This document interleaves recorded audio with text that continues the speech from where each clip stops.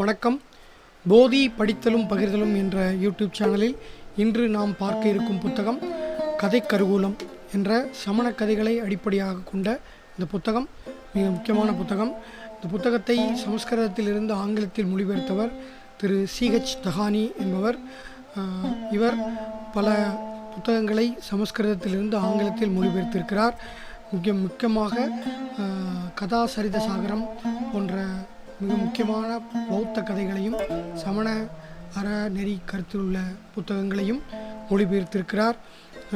இந்த புத்தகத்தை கதை கருவூலம் என்ற இந்த புத்தகத்தை ஆங்கிலத்திலிருந்து தமிழில் மொழிபெயர்த்திருப்பவர் திரு ராஜ்கௌதமன் அவர்கள்.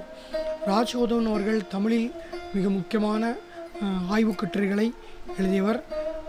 இவருடைய புத்தகங்கள் சில்வராஜ் சரித்திரம் போன்ற மிக முக்கியமான நாவல்கள், தமிழில் பேசப்பட்ட நாவல்கள், பல ஆய்வு கட்டுரைகளை நியூ செஞ்சுரி நிறுவனத்தார் வெளியிட்டிருக்கிறார்கள். இவருடைய புத்தகத்தை பாண்டிச்சேரி பல்கலைக்கழகத்தில் பணியாற்றி ஓய்வு பெற்றவர். திருநெல்வேலியை தன்னுடைய பிறப்பிடமாக கொண்டவர். இந்த புத்தகம் கதை கருவூலம், கதா கோஷம் என்ற பெயரில் வெளிவந்திருக்கக்கூடிய இந்த புத்தகம் சமண கதைகளை முழுவதும் அடிப்படையாக கொண்டு எழுதப்பட்ட புத்தகம். உலகம் முழுவதும் மதத்தை பரப்புவதற்கும் மதத்தின் அறநெறிகளை மக்களிடம் கொண்டு செல்வதற்கும் ஒவ்வொரு மதத்தின் கொள்கைகளையும் அதனுடைய கோட்பாடுகளையும் அதனுடைய ஒவ்வொரு வழிபாட்டு முறைகளையும் கொண்டு செல்வதற்கு உலகம் முழுவதும் கதைகள் ஏதோ வழியில் பயன்பட்டிருக்கிறது. அந்த வகையில் இந்த புத்தகம் சமண மதத்தின் கொள்கைகளையும் அதனுடைய அறநெறி கருத்துக்களையும் மக்களிடம் கொண்டு செல்வதற்கு பயன்பட்டிருக்கிறது. இந்த கதைகள் அனைத்தும் ஒரே சாயலை கொண்டவை. முதலில் இந்த புத்தகம் பிரகிருத மொழியில், அதாவது இந்த புத்தகத்தில் உள்ள கதைகள் அனைத்தும் பிரகிருத மொழியில் எழுதப்பட்டிருக்கிறது. பிரகிருதமும் சமஸ்கிருதமும் கலந்த மொழியில் எழுதப்பட்ட இந்த கதைகள் பின்னாட்களில் ஆங்கிலத்தில் மொழிபெயர்க்கப்பட்டிருக்கிறது. பௌத்த கதைகள் பாலி மொழிகளும், சமண கதைகள் பிரகிருத சமஸ்கிருத மொழி கலப்பிலும் எழுதப்பட்டிருக்கிறது. இந்து மதம் இதேபோல் பல அறநெறி கருத்துக்களை கொண்ட கதைகளை கொண்டிருக்கிறது. இஸ்லாமிய மதம், கிறிஸ்துவ மதம், உலகம் முழுவதும் உள்ள கதைகள் மக்களை அறநெறிப்படுத்தவும் மதத்தை நோக்கி மக்களை இழுத்து வரவும் இந்த கதைகள் பயன்பட்டிருக்கிறது. சமண மதத்தை பற்றி ஒரு சிறிய அறிமுகத்தை கொடுக்க வேண்டும். அந்த வகையில் சமண மதத்தில் உள்ள ஞானிகளில் 24 தீர்க்கதாரர்கள் என்ற ஒரு முறை உள்ளது. இதில் 23, 24வது தீர்த்தகாரர்கள் மிக முக்கியமாக பேசப்பட்ட தீர்த்தகாரர்கள். 23வது தீர்த்தகாரரான பராஸ்பரர் என்றவரும் 24வது தீர்த்தகாரரான வர்த்தமானரும் மிக முக்கியமாக சமண மதத்தில் பேசப்பட்ட ஞானிகளில் மிக முக்கியமானவர்.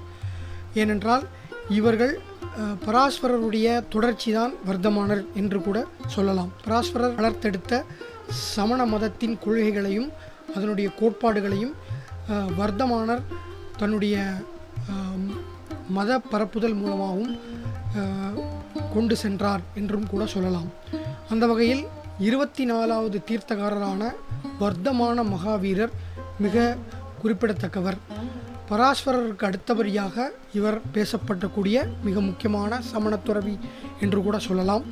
சமண மதத்தில் மகாவீரரை மிக முக்கியமாக வழிபடக்கூடிய ஒருவர் என்று கூட சொல்லலாம். வர்த்தமானர் தன்னுடைய 39வது வயதில் துறவரத்தை மேற்கொண்டு இந்தியா முழுவதும் சுற்றித்திருந்து திகம்பரராக சுற்றித்திருந்து தன்னுடைய நிர்வாண நிலை, அதாவது ஞான நிலை அடைந்தால் என்று இந்த கதா கருவூலம் போன்ற சமண புத்தகங்களில் குறிப்பிடப்பட்டிருக்கிறது.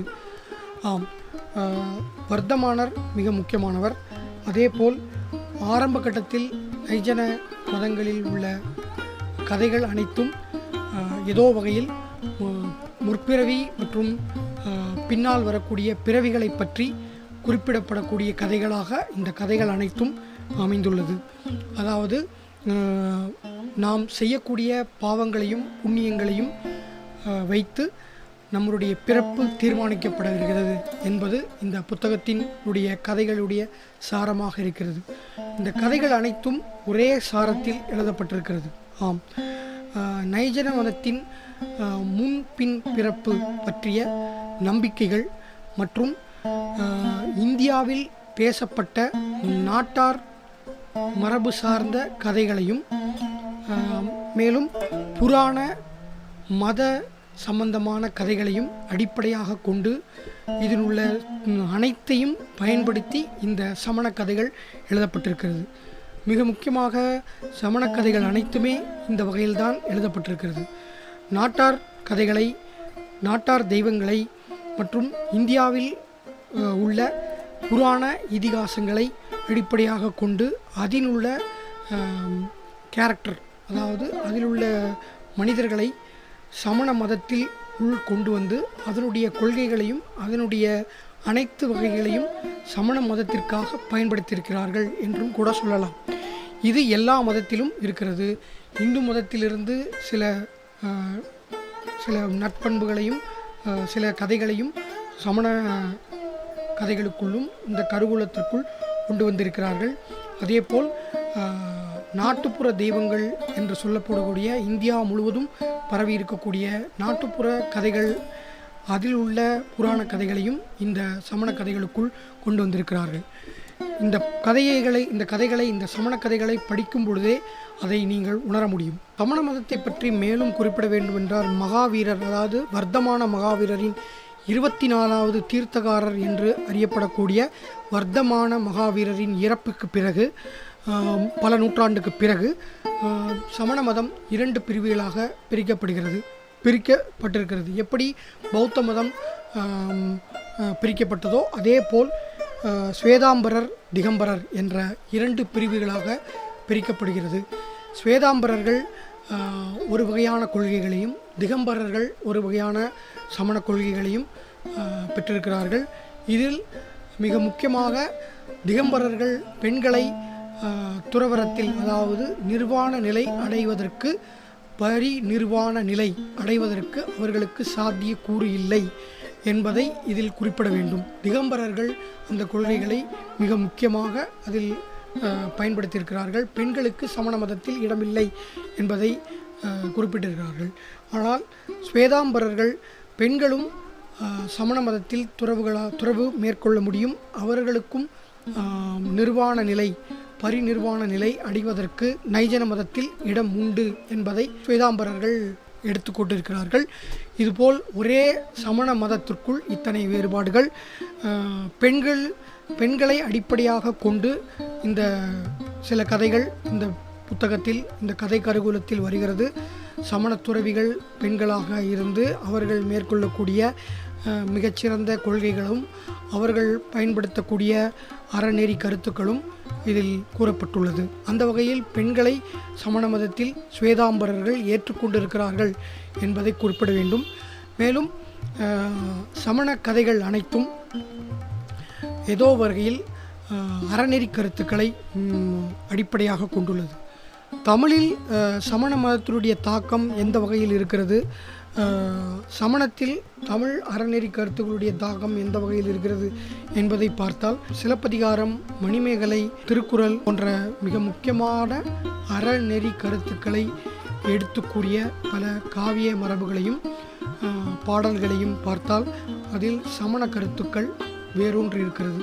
அப்படி பார்த்தால் திருவள்ளுவரை கூட சமண மதத்தை தழுவியவர் என்றும் சில கருத்துக்கள் உள்ளது. சிலப்பதிகாரத்தை எழுதிய இளங்கோடிகள் சமண மதத்தை சார்ந்தவர் என்பதும், மணிமேகலை முழுவதுமே மணிமேகலை என்ற சமண தெய்வத்தை அடிப்படையாக கொண்டு எழுதப்பட்ட புத்தகம் என்பதும் சொல்ல வேண்டும். இப்படி இலக்கியங்களிலும் இந்திய புராணங்களிலும் இருந்து பல வகைகளில் சமண கதைகளும் அதனுடைய நல்ல கருத்துக்களும் மக்களிடம் கொண்டு சேர்க்கப்பட்டிருக்கிறது. கதை கருவூலம் என்ற சமண கதைகள் இந்த புத்தகத்தில் கிட்டத்தட்ட 28 கதைகள் அடங்கியுள்ளது. 28 கதைகளுமே ஊழ்வினைகளையும் ஆன்மாவின் விடுதலையையும் பரிநிர்வாண, அதாவது பிரபஞ்சத்தின் சாரத்தில் கலந்து போவதை பற்றியும் ஒவ்வொரு கதைகளும் வேறு வேறு கதைகளாக கூறுகிறது. ஆனால் சாராம்சம் என்பதோ ஒன்றுதான், சமண கொள்கையை பரப்புவதும் சமண கோட்பாடுகளை கொண்டு செல்வதும். அந்த வகையில் இந்த புத்தகத்தில் தேவபாலன் என்ற கதை மிக முக்கியமாக சொல்லப்பட வேண்டிய கதை. வசந்தபுரா என்ற பாரத வருஷத்தில் வசந்தபுரா என்ற நகரில் ஒரு வணிகன் வாழ்ந்து வருகிறான். அவன் ஜீனரை வழிபடக்கூடிய ஒரு வணிகன். அவனுக்கு சேவகம் செய்யக்கூடிய ஒருவன் தேவபாலன். இவன் அந்த வணிகனுக்கு எல்லா வகையான சேவைகளையும் செய்யக்கூடிய ஒருவன். தேவபாலன் ஒரு நாள் ஆடு மாடுகளை அழைத்து கொண்டு காட்டிற்கு மேய்ச்சலுக்கு செல்கிறான். திரும்பி வரும்பொழுது கடுமையான மழை பொழிவின் காரணமாக காட்டாற்று வெள்ளம் காட்டை கடக்க முடியாத சூழலில் அவன் நின்று விடுகிறான். அப்பொழுது ஒரு கல் படிமத்தை பார்க்கிறான். அதை பார்த்தவுடன் அவனுக்கு புரிந்து விடுகிறது, தன்னுடைய பூர்வ ஜென்ம புண்ணியம் இன்று நமக்கு வெளிப்படுகிறது. ஒரு நல்ல ஊழ்தான் இந்த படிவம் எனக்கு தென்படுகிறது என்பதை தன் மனதிற்குள் சொல்கிறான். தேவபாலன் அந்த படிவம் ஒரு ஜீனரின் படிவம், அதாவது ஜீன கற்படிவம் என்பதை தெரிந்து கொள்கிறான். எப்படியாவது அந்த கல்படிவத்தை தொட்டுவிட வேண்டும், பூஜித்து விட வேண்டும் என்பதற்காக மழை வெள்ளத்தில் காத்திருக்கிறான். ஆனால் தொடர்ந்து மழை போது கொண்டே இருக்கிறது. தேவபாலன் எப்பொழுது அந்த படிவத்தை நான் தொட்டு பூஜிக்கிறேனோ அப்பொழுதுதான் நான் உணவு அருந்துவேன் என்பதை சொல்லி அந்த இடத்திலேயே அமர்கிறான். கிட்டத்தட்ட 14 நாட்கள் மழை பொய்து வெள்ளம் பெருக்கெடுத்து ஓடுகிறது. 14 நாட்களுக்கு பிறகு வெள்ளம் வடிந்து அந்த ஜீனரின் படிவம் தென்படுகிறது. அதை கையில் எடுத்து பூஜிக்கிறான். பூஜித்தவுடன் ஜீனரின் தேவதை அவனுக்கு காட்சி தருகிறது. உடனே அவனுக்கு வரம் தருகிறது. ஜீனரை வழிபட்டதின் காரணமாக நைஜனத்தின் கொள்கைகளை அவன் பின்பற்றியதின் காரணமாக அவனுக்கு வரம் வழங்கப்படுகிறது. என்ன வரம் என்றால், இந்த நாட்டை ஆளும் வரம். இன்றிலிருந்து நீ இந்த நாட்டை ஆளுவாய் என்று அந்த தேவதை வரம் கொடுத்து மறைந்து விடுகிறது. அதே நாளில் அந்த காட்டில் ஒரு மரத்தடியில், அரச மரத்தடியில் அவன் உறங்கி கொண்டிருக்கிறான். அதே நாளில் அந்த நாட்டினுடைய அரசன் இறந்து போகிறான். அந்த நாட்டை ஆள்வதற்காக ஆண் வாரிசு இல்லாததால் ஒரு யானையின் கழுத்தில் நீரை கட்டி நாட்டில் அந்த யானையை உலாவுகிறார்கள் மந்திரிமார்கள். இந்த யானை யார் தலையில் அந்த நீரை கொட்டுகிறதோ அவன் அந்த நாட்டின் அரசனாவான் என்று கூறப்படுகிறது. அந்த காட்டில் ஒரு அரச மரத்தடியில் உறங்கி கொண்டிருந்த தேவபாலன் ஜீனரின் ஆசீர்வாதத்தால் உறங்கி கொண்டிருந்த அந்த தேவபாலனின் தலையில் இந்த யானை அந்த நீரை கொட்டுகிறது. மந்திரிமார்கள் உடனே தேவபாலனை தன்னுடைய பழைய ஆடைகளை களைந்துவிட்டு அரசனுடைய உடையில் இந்த நாட்டினுடைய அரசனாகிறான். ஜீனரை வழிபட்டதின் காரணமாக ஒரு நாட்டின் அரசனாகிறான் தேவபாலன். இப்படி பல கதைகள். ஜீனரை வழிபட்டதின் மூலமாக ஒருவன் எப்படி தன்னுடைய ஊழ் வினையிலிருந்தும் நல்ல வினைகளை அடைகிறான். இப்படி பல கதைகள் இந்த கருவூலம் முழுவதும் நிறைந்துள்ளது. ஒவ்வொன்றும் ஜீனரின் நைஜன மதத்தின் வழிபாட்டு முறைகளையும் உணவு முறைகளையும் அதனுடைய கொள்கைகளையும் மக்களிடம் எடுத்து செல்லக்கூடிய வகையில் கதைகள் அமைந்துள்ளது. இதன் மூலமாக சமண கதைகளில் உள்ள கொள்கைகளையும் அதன் கோட்பாடுகளையும் அறிந்து கொண்டு இந்த கதைகளை படிப்போம். இந்த கதைகள் அனைத்தும் ஒரே சீரான சாராம்சத்தில் அமைந்திருக்கிறது. இந்த புத்தகம் கதை கருவூலம் CH ஹானி என்பவரால் ஆங்கிலத்திலிருந்து மொழிபெயர்க்கப்பட்டிருக்கிறது. தமிழில் ராஜ்கோபுதவன் மொழிபெயர்த்திருக்கிறார். நியூ செஞ்சுரி புத்தகத்தார் இந்த புத்தகத்தை வெளியிட்டிருக்கிறார்கள். அனைவரும் வாங்கி படியுங்கள். போதி படித்தலும் பகிர்தலும் என்ற இந்த யூடியூப் சேனலில் மீண்டும் அடுத்த புத்தக அறிமுகத்தில் சந்திக்கலாம். சப்ஸ்கிரைப் பண்ணுங்கள், ஷேர் பண்ணுங்கள், லைக் பண்ணுங்கள். நன்றி, வணக்கம்.